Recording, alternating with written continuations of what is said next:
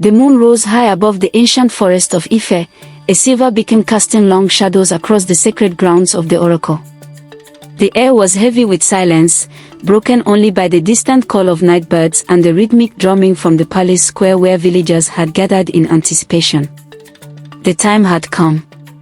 Adunni stood at the edge of the shrine, her white wrapper glowing under the moonlight, her hair adorned with cowrie shells that clinked softly in the night breeze. Her heart pounded like a drum of war. At her side was Prince Ifeanyi, dressed in royal beads and crimson agbada, his face set with fierce determination. Together, they faced the final trial of the confrontation with the oracle itself. The oracle's shrine was lit with flickering palm oil torches, the carved effigy of the ancestors towering behind the sacred staff of divination. The air smelled of burning herbs and ancient incantations. As the couple stepped forward, the high priest, an aged man with ash-painted skin and piercing eyes, raised his staff and spoke. "You who have defied the oracle's decree, tonight your fate shall be sealed. Either love breaks the curse, or the curse consumes you both." The villagers gasped, their voices rippling in fearful whispers. Elders shook their heads. Young maidens clutched each other's hands. Some wept silently, convinced death would soon claim the prince and his bride. But Adunni's voice rose clear and strong, cutting through the fear. "I am no pawn of fate. My love for Ifeanyi is stronger than fear, stronger than curses, stronger than death itself. If we must die tonight, then let it be known that we died for love." Her words struck the crowd like thunder. Murmurs turned to shouts, some in support, others in terror at her audacity. The ground trembled. The torches flickered violently. From the heart of the shrine, a cold wind burst forth, carrying with it a deep, otherworldly voice.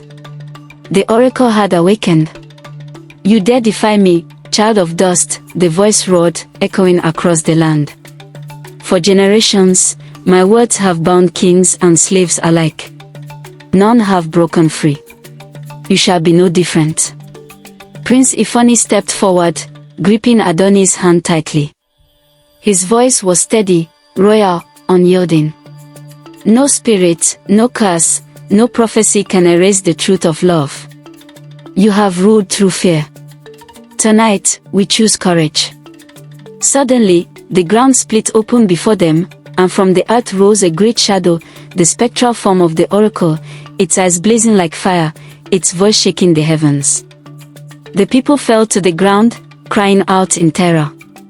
But Adunni and Ifeanyi stood firm. The oracle stretched its smoky hand toward them. "Then face the test of eternal fire. If your love is true, you will endure. If not, you will perish." Flames erupted around them, encircling the couple in a ring of fire. The heat was unbearable. The air crackled with energy. Ifeanyi shielded Adunni with his cloak, but she shook her head. "No, Ifeanyi, we face this together." They clasped hands, gazing into each other's eyes, and stepped forward into the fire. The flames licked at their skin but did not consume them. The crowd gasped in astonishment. Adunni's tears fell, sizzling against the fire, yet each tear seemed to weaken the flames. Ifeanyi spoke words of love, each syllable breaking the chains of the curse. The oracle howled. "No. This cannot be. My power cannot be undone." But as the lovers held each other tighter, the flames dimmed, the earth stilled, and the sky erupted with light.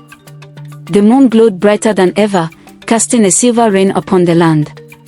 The oracle's form cracked, splintered, and shattered like glass. Its final scream faded into the night, leaving behind silence and freedom. The villagers rose in awe. The high priest dropped his staff, falling to his knees. "The prophecy has been broken." Adunni and Ifeanyi stepped out of the circle, their faces shining with triumph and love. The people erupted in cheers. Women ululated. Men beat their chests in celebration. Children danced in joy. Prince Ifeanyi turned to the crowd, lifting Adunni's hand high. "This is the woman who defied the oracle. This is the bride who chose love over fear.